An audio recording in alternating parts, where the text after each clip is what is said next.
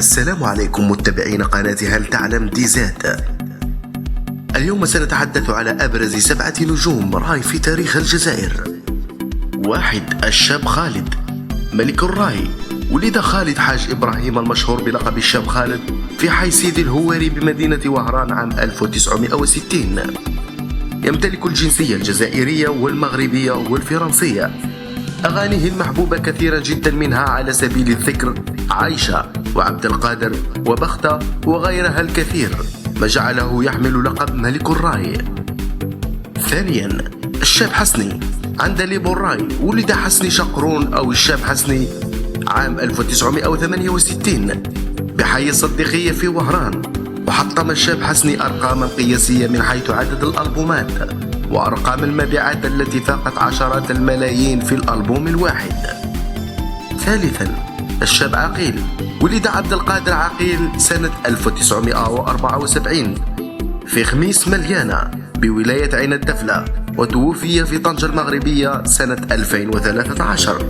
اشتهر مغنيا وملحنا للراي الجزائري، ترك أغاني رسخت في الذاكرة وأعيد غناؤها مرات ومرات من قبل فنانين مبتدئين ومشاهير، خصوصا ديرولها العقل والعشق الممنوع وما زال.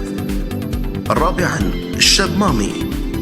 اسمه محمد الخليفاتي. ولد عام 1966 وبدأ رحلة الغناء في الأعراس، وكانت انطلاقته من برنامج ألحان وشباب الذي صنع الكثير من الأسماء البارزة.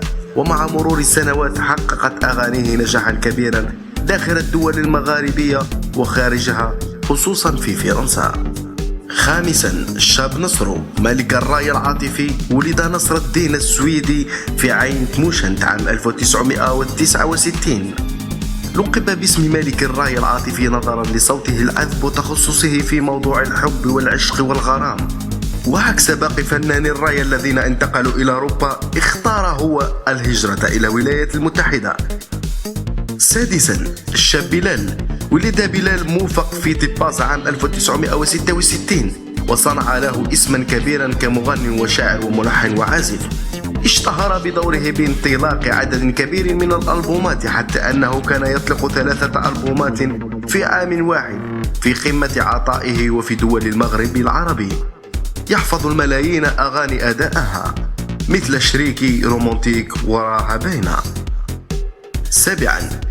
الشابة الزهوانية الأنثى القوية. ولدت حليمة مازي في وهران وبالضبط عام 1959. بداية الزهوانية تأخرت حتى عام 1981 كما ادعى في الأعراس، واحتاجت سنوات أخرى حتى سنة 1986 لإطلاق ألبومها الأول مع ديو جمعها بالشاب حميد بعنوان خالي يا خالي، لكنها تركت أثرا أكبر عبر ألبوم البراكة مع الشاب حسني. شكرا لكم متابعين قناتي هل تعلم. لا تنسى الضغط على لايك لدعم القناة واقرع الجرس كي يصلك الجديد كل يوم. إلى اللقاء.